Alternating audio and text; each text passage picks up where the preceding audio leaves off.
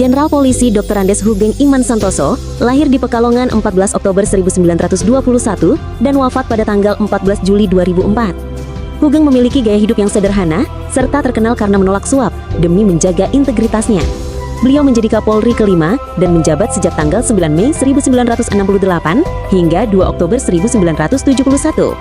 Di bawah kepemimpinannya, beliau berani mengungkap kasus besar seperti penyelundupan mobil mewah dan kasus Sum Kuning.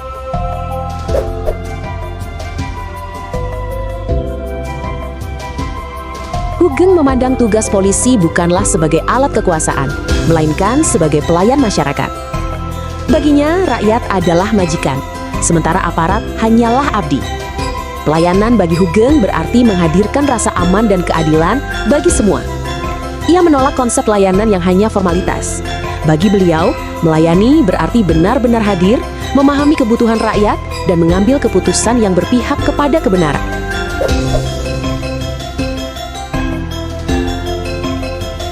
Sebagai Kapolri, Hugeng memiliki kewenangan besar. Namun, ia menolak segala bentuk gratifikasi dan suap. Bahkan, ada cerita bahwa rumah dinasnya kosong dari fasilitas mewah. Ia memilih hidup sederhana, menggunakan perabot seadanya, dan menolak segala bentuk kemewahan yang tidak sesuai dengan aturan. Beliau membuktikan bahwa akuntabilitas bukan hanya kata-kata, melainkan keputusan hidup yang terkadang harus dibayar mahal dengan kenyamanan pribadi.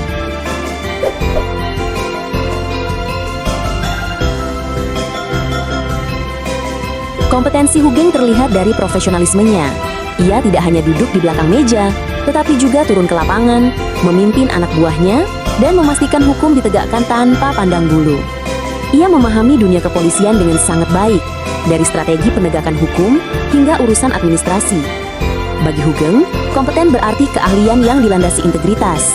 Inilah yang menjadikan ia disegani, bukan hanya oleh rakyat, tetapi juga oleh lawan-lawan yang mencoba menekan.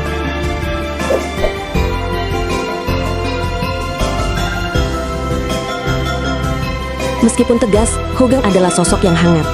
Ia dikenal sederhana, ramah, dan mudah bergaul. Ia bisa berbicara dengan pejabat tinggi, tetapi juga bisa duduk santai bersama rakyat kecil tanpa jarak. Keharmonisan itu terlihat jelas dalam kehidupannya sehari-hari. Ia menjaga hubungan baik dengan rekan kerja, bawahan, dan masyarakat. Ia menghargai perbedaan, tidak pernah merasa lebih tinggi hanya karena jabatan. Kesederhanaan hidupnya membuat ia dicintai banyak orang.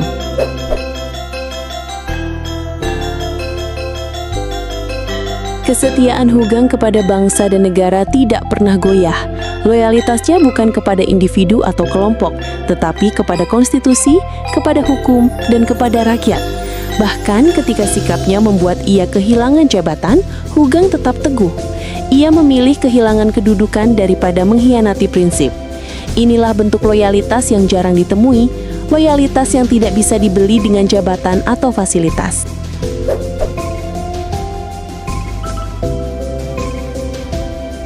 Hugeng hidup di masa yang penuh gejolak. Dunia politik saat itu keras, penuh intrik dan penuh tekanan. Namun ia mampu menyesuaikan diri tanpa kehilangan integritas.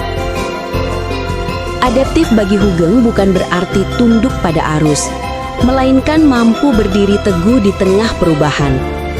Ia menghadapi tantangan dengan cara yang bijak, tetapi tetap setia pada prinsip kebenaran.